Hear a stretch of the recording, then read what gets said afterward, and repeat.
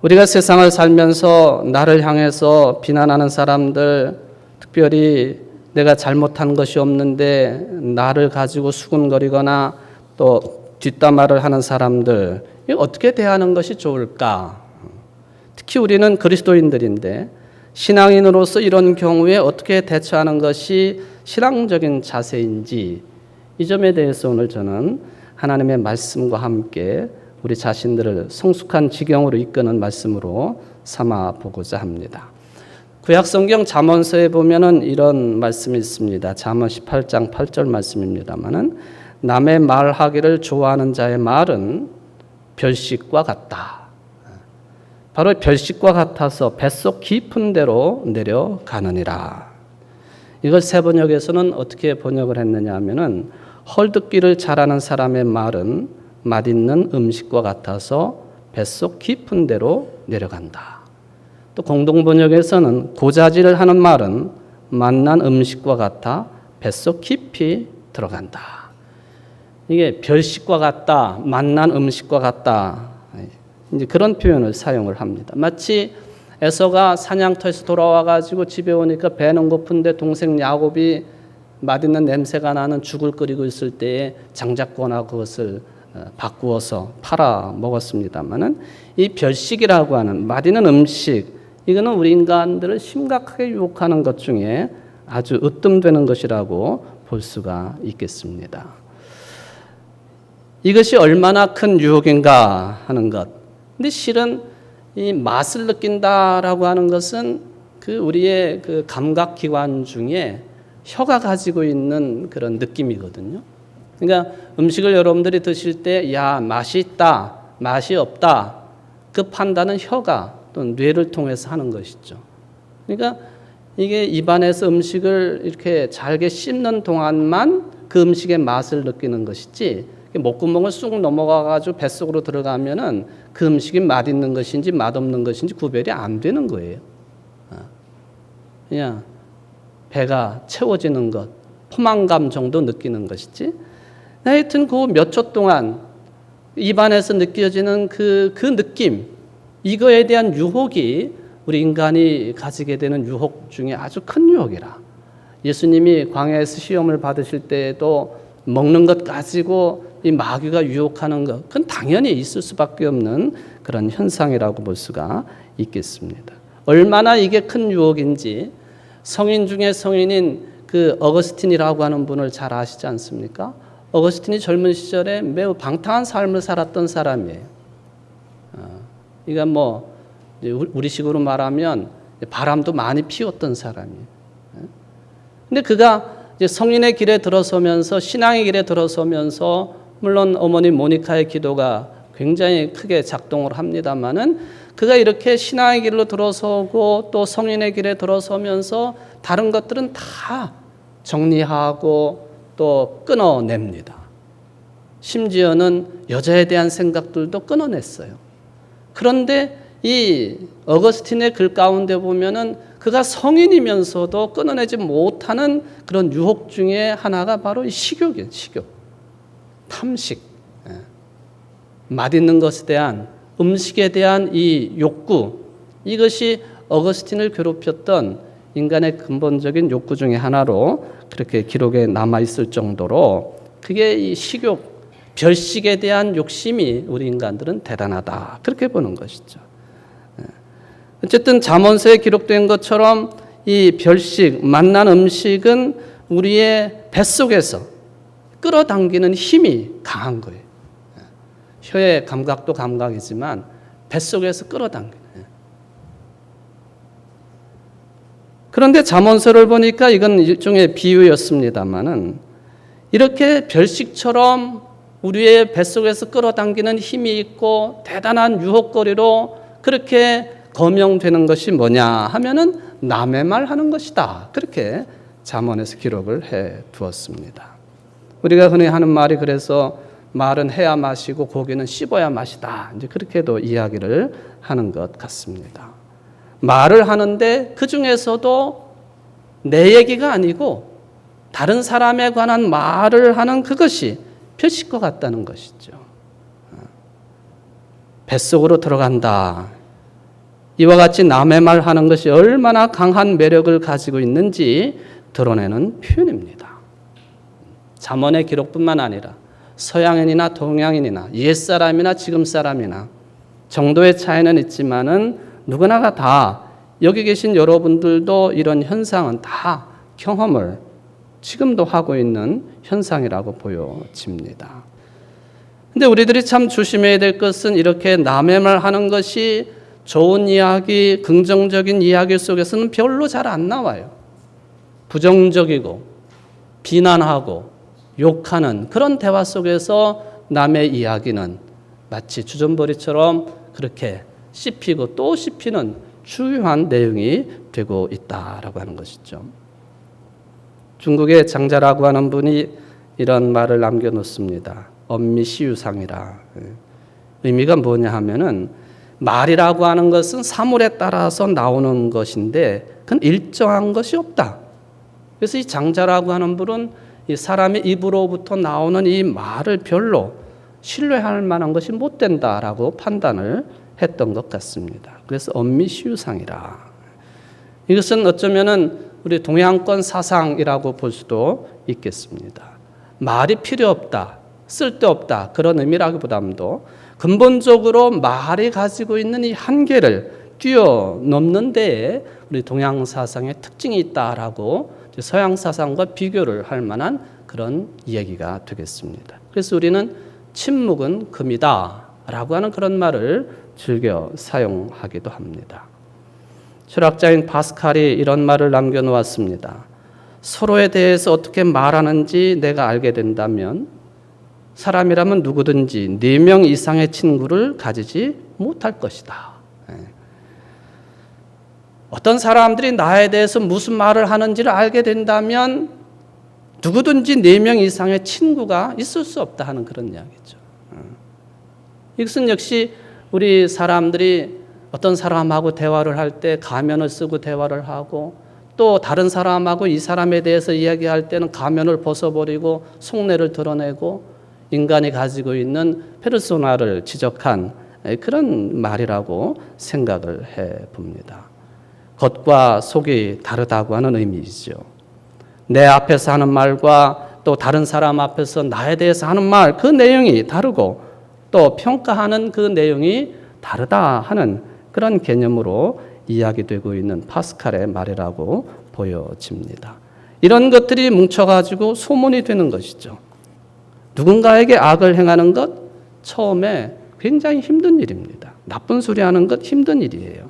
그런데 그런 일들이 계속 반복이 되다가 보면은 길들여집니다. 그리고는 결국에는 대담하게 범죄에 이를 정도로 심각한 상태가 된다는 것이죠.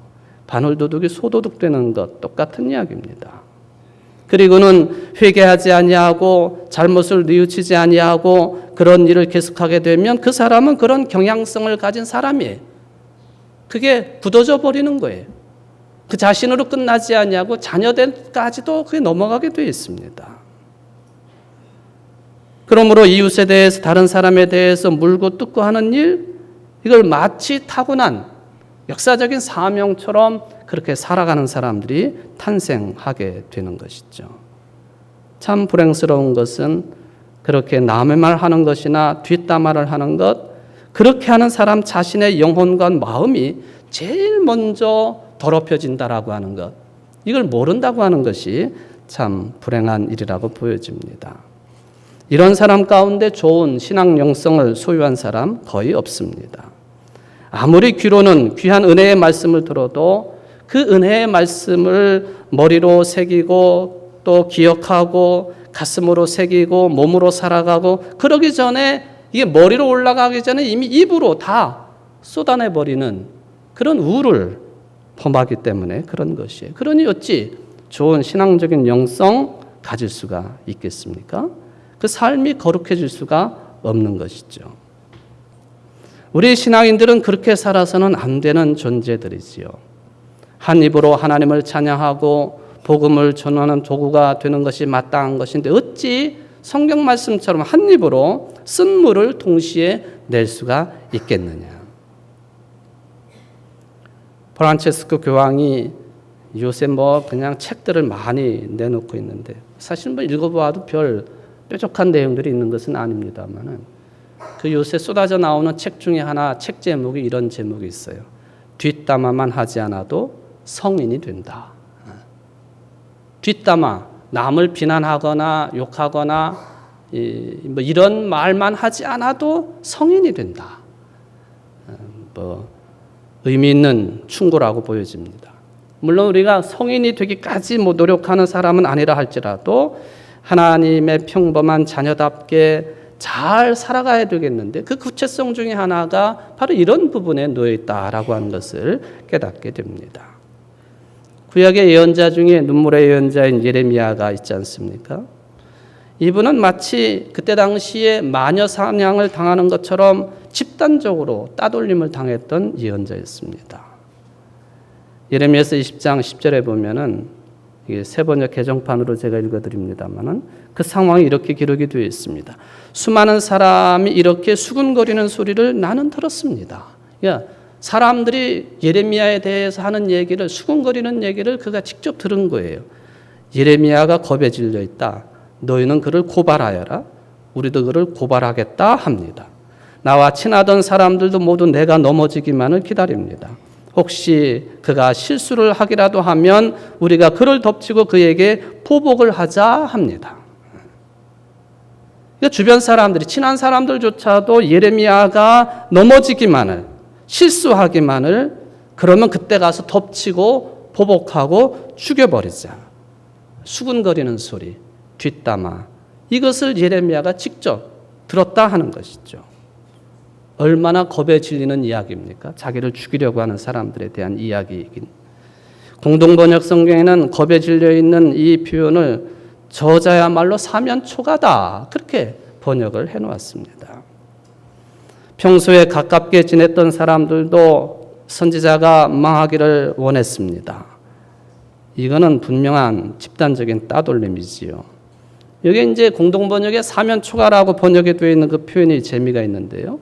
예레미야서 20장 3절 뒷부분에 보면은 히브리어를 그대로 옮겨다 놓았습니다. 마골 미사빕이라고 하는 용어죠. 마골 미사빕. 이 히브리어를 이렇게 그냥 해놓은 편인데 공동번역에 쓴 것을 사면초가라 그렇게 불렀죠.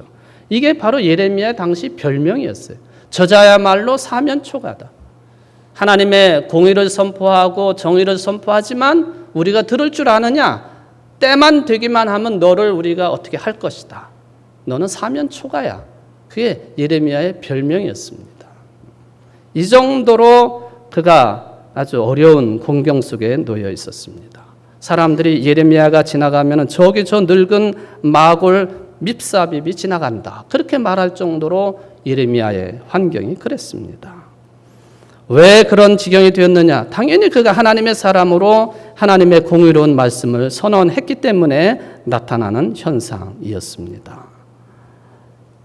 이렇게 말씀을 전하고 있지만 실제적으로 보면 예레미야는 영적인 딜레마에 빠져 있는 것이죠. 그런 내용들이 성경에 기록되어 있을 정도로 힘들어했어요. 말씀을 정직하게 전하면 사람들이 싫어하지요. 그렇다고 해서 선지자가 거짓말할 수도 없지요. 그가 하나님께 투정을 부립니다. 여호와의 말씀으로 말미암아 내가 종일토록 치욕과 모욕거리가 되었습니다 하고 토로를 했습니다. 이런 정도가 되면 대부분의 선지자들과 설교자들은 입을 다물 수밖에 없죠. 말해봤자 알아듣지 못하는 사람들에게 아니 오히려 적대적으로 대하는 사람들에게 위험을 무릅쓰고 하나님의 말씀을 전할 이유가 없는 거예요. 진리를 이야기해도 벽창호예요. 아예 귀를 딱 닫아버려요. 이게 분명히 진리임에도 불구하고 진리를 아무리 이야기해도 귀를 딱 닫아버리고 벽창호처럼 마음을 닫아버리고 들으려고 생각하지 않는 상황, 이게 예레미야가 처한 상황입니다. 포기하고 싶은 생각이 왜 없겠습니까? 입을 다물고 있어야 되겠다 하는 생각이 들 때도 많죠. 그러나 그러기에는 예레미야 영성이 너무나도 예민했고 그 신앙적인 영혼의 삶이 너무나도 뜨거운 사람이었습니다. 망하는 것을 보고 침묵할 수가 없었던 것이죠. 그가 말하기를 내가 다시는 여호와를 선포하지 아니하며 그 이름으로 말하지 아니하리라 하면 나의 마음이 불붙는 것 같아서 골수에 사무치니 답답하여 견딜 수 없나이다. 한마디로 말하면 예레미야는 상황은 그렇지만 참으로 자유로운 영혼의 소유자였습니다. 오로지 하나님의 진리와 하나님의 생명 구원과 하나님의 통치에만 집중했던 사람입니다. 그 영혼이 이래서 뜨거웠습니다. 아무리 사람들이 자기를 따돌리고 또 뒷담화를 하고 또 그에게 명예훼손에 대한 이야기를 해도 정신을 잃지 아니하고 하나님의 말씀만을 외치는 사람이 되었습니다. 더 나아가서 예레미야는 여호와를 찬양하라고까지 외칩니다. 여호와께 노래하라. 너희는 여호와를 찬양하라. 가난한 자의 생명을 행악자의 손에서 구원하셨음이니라.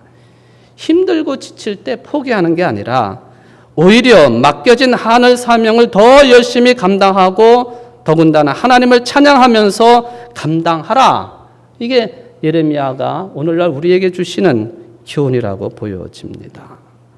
조롱과 모욕의 순간이 끝난 것은 아니지만은 그가 처한 상황이 얼마나 절박한지 모르겠지만은 그는 극복을 하고 오히려 하나님을 찬양하는 하나님의 사람 그리고 모든 이스라엘 민족이 그런 사람들이 그런 믿음을 가져야 된다라고 요청하고 있지요. 20세기 위대한 신학자인 칼 발트가 이런 말을 합니다. 신학자는 만족한 사람이다. 신학자는 만족한 사람으로서 교회 공동체와 이 세상에서 이 만족을 확산시키는 사람이 될 수 있을 것이다. 저는 이 칼 발트의 이 말이 바로 예레미야가 말하는 여호와를 찬양하는 사람이 된다.